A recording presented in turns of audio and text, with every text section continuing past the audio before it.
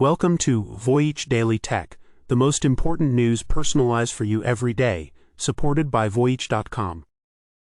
Today, we have 5 fascinating stories for you. We'll start with a real-life spy game. The US. Government is secretly planting location trackers in server shipments to hunt down illegal chip smugglers. Then, we'll cover the White House cutting a bizarre deal for a 15% slice of Nvidia and AMD's China revenue. After that, we dive into the quantum computing real estate boom, a potential $50 billion gold rush. We'll also explore a surprising discovery on YouTube where millions in India are using the platform in a way it was never designed for. And finally, Kwon, the man behind the $40 billion Terra Luna crypto collapse, has just pleaded guilty, revealing the secret deal that propped up his empire. Let's start with a story that sounds like it's straight out of a spy thriller, but is happening right now. The US government is secretly planting location trackers inside shipments of high-tech AI chips. This isn't a proposal, it's an active law enforcement tactic. Sources say these trackers are being found in shipments of servers from major manufacturers like Dell and Supermicro, which contain the world's most sought-after AI chips from Nvidia and AMD. The mission is to hunt down and build cases against anyone illegally diverting this critical technology to China. This move has massive implications for global trust. For years, China has voiced concerns about hidden backdoors in American technology. Now, with the US government confirming it physically embeds hardware into shipments, it validates those fears in a very real way. This deepens the mistrust between the two nations and could damage the global reputation of American hardware, making other countries wonder what might be hidden inside their own technology imports. And the trackers aren't just taped to the outside of a box. In one case, investigators found large trackers on the shipping containers and smaller, more discreet devices hidden deep inside the packaging and even embedded within the servers themselves. Some of these devices are reportedly the size of a smartphone. Now, get this, these aren't your typical GPS trackers you'd find on a car. To avoid detection, they use advanced tech. We're talking miniaturized components with long-life batteries, or even devices that harvest their own power from ambient energy, like vibrations or heat. To send their location data, they might use something called backscatter communication, which transmits signals using very little power, making them incredibly difficult for smugglers to detect with standard equipment. This is a high-stakes intelligence operation to enforce US export controls, involving the Department of Commerce, Homeland Security, and even the FBI. This is where the situation takes a more complex turn for the tech companies themselves. Think about it. This puts companies like Dell and Supermicro in an impossible position. If the government is modifying their products without their knowledge, it could expose them to massive legal and reputational risks. Customers might lose trust, questioning the integrity and security of every server they buy. It raises a huge question about the balance between national security and corporate autonomy. People involved in diverting these shipments to China are now aware of the trackers. They are actively inspecting diverted shipments, hunting for these hidden devices. The game of cat and mouse is on, and the smugglers are fighting back with equally sophisticated countermeasures. We're talking about them conducting meticulous teardowns of servers, looking for any component that doesn't belong. Some are even using RF shielded containers, that's radio frequency shielding, to try and block any outgoing signals from a hidden tracker while the goods are in transit. We have proof. In a recent Department of Justice complaint against 2 individuals charged with illegally shipping millions of dollars worth of AI chips, a text message from a co-conspirator was revealed. The message sent to one of the defendants said it all. Pay attention to see if there is a tracker on it. You must look for it carefully. This isn't just a trade dispute, it's a high-tech spy game playing out in shipping crates and server racks, with each side trying to outsmart the other in a battle for technological dominance. But the big question remains, how effective is this? While these trackers might catch a few smugglers, experts worry it's like a game of whack-a-mole. The most sophisticated networks will just find new routes and methods, while the US restrictions might actually be pushing China to accelerate its own domestic chip production, creating a more formidable long-term competitor. Speaking of the immense pressure on American hardware companies, the challenges aren't just about covert surveillance. The White House just confirmed a deal that has some strategists calling it a shakedown. 2 of America's biggest chip makers, Nvidia and AMD, will now be allowed to sell their advanced chips to China. The price? The US government gets a 15% cut of all their revenue from the country. this isn't a tax. It's a direct slice of the profits, an arrangement one top analyst is calling bizarre. So the thing is, this isn't a normal tax or tariff. What we're seeing is a direct revenue sharing model tied to a specific company's foreign sales, and that is virtually unheard of in US trade policy. This decision brings both a cash infusion for the government and comes with an inherent national security risk. If these advanced chips are considered a national security risk in the hands of a competitor, how does a 15% payment to the US government actually mitigate that risk? Critics are arguing that this sets a dangerous new precedent where critical national security restrictions can essentially be bypassed for a price. This all stems from a major threat, a potential 100% tariff on imported semiconductors and chips. To get around it, tech giants are making unprecedented deals. We're seeing Nvidia and AMD paying a revenue share, while at the same time, Apple is taking a completely different path. CEO Tim Cook just announced the company is boosting its US investment commitment to an astronomical $600 billion. But when you dig into that massive $600 billion figure, there's another layer to the story. Analysts are digging into what that number actually consists of. It includes spending on things like local suppliers, data centers, and even Apple TV Plus productions. The key insight here is that while some of this investment is new, experts suggest a lot of it builds on existing plans and may include capital expenditures and R&D costs that Apple would have been spending in the US anyway. So while it's a massive figure, it's also seen as a strategic move to align with policy and avoid those tariffs. The move is widely seen as a successful bid to get Apple out of the tariff crosshairs. According to one technology analyst, this flurry of deal-making is a direct effort to secure lighter treatment, warning that Apple's move will likely trigger a domino effect across the industry. The real concern here is the potential for a two-tiered corporate system. Giants like Apple, Nvidia, and AMD have the capital and the political access to negotiate their own special exemptions. But what about the smaller companies? They lack the resources to make these kinds of deals, leaving them to face the full force of tariffs. This puts them at a major competitive disadvantage, and it could end up stifling competition and innovation across the entire tech sector. However, if you zoom out, the uncertainty is what's really spooking the market. The legality and mechanics of the 15% export deal with Nvidia and AMD are, according to a White House spokesperson, still being ironed out. This has investors on edge.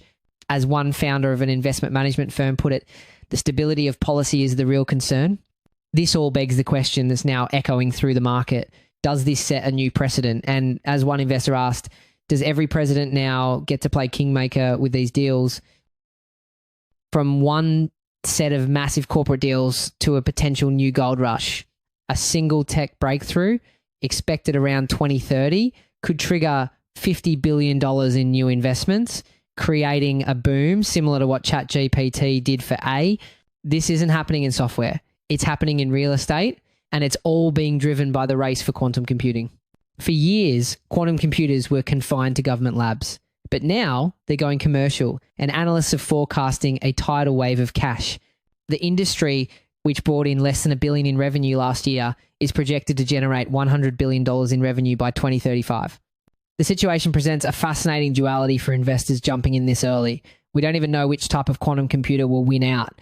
Companies are developing completely different architectures, from superconducting systems to photonic ones. A $1 billion facility built for one technology could, after all, become a worthless, stranded asset if another technology pulls ahead. It's a high-stakes gamble, and some experts, like NVIDIA's CEO Jensen Huang, believe practical, scalable quantum computers are still 15 to 20 years away. The biggest names in tech are already placing their bets.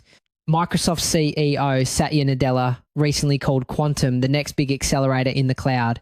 Giants like Google, IBM, and Amazon are all making major investments and breakthroughs, and there's a powerful force pushing them forward. National governments. This isn't just a corporate race, it's a geopolitical one. The United States, through its CHIPS and Science Act, is pumping billions into domestic quantum research. China has a $10 billion national quantum lab. Germany has invested 2 billion euros since 2020. This is about securing a strategic advantage, creating sovereign quantum hubs to control the next generation of critical infrastructure. But there's a catch. You can't just plug a quantum computer into a normal data center. These machines are different. We're talking about a level of sensitivity that is almost unimaginable. The core of these machines, the qubits, need to be kept in a state of perfect stillness and cold. We're talking about temperatures near absolute zero, colder than deep space. This is achieved through massive cryogenic systems called dilution refrigerators. And here's the energy paradox. The quantum processor itself uses almost no power, but the cooling systems are incredibly hungry. A single quantum computer today can consume up to 25 kilowatts, about the same as 25 homes. And future, more powerful versions could require tens of megawatts, rivaling a traditional supercomputer. They need specialized facilities with electromagnetic shielding to protect them from any outside disturbance, including vibrations or sound, and it goes far beyond just soundproofing a room. These quantum bunkers require advanced seismic isolation to protect against even the tiniest tremors, and specialized materials to block out stray electromagnetic fields from things as simple as a cell phone, which could destroy a calculation. This has kicked off a new real estate gold rush. Specialized quantum parks are already being planned in hubs like Chicago, Boston, and Southern California, aiming to attract the world's top talent and investment. One project in Chicago is set to span 128 acres. The worry is that when you concentrate such an elite, highly paid workforce in just a few cities, it can have massive social and economic side effects. We've seen this movie before in other tech hubs. In San Francisco, a tech-fueled job boom drove up housing demand so fast that rents soared and displacement became a major crisis. The concern now is that these quantum hubs could trigger a similar quantum gentrification effect, creating amazing opportunities for a few, but potentially pricing out long-time residents and widening inequality for the many. This all begs the question, what's the real endgame here? Will this revolutionary technology create its own specialized cities from the ground up? Or will it find a way to integrate with the colossal data center infrastructure that already exists? The battle for the next generation of tech real estate is just getting started.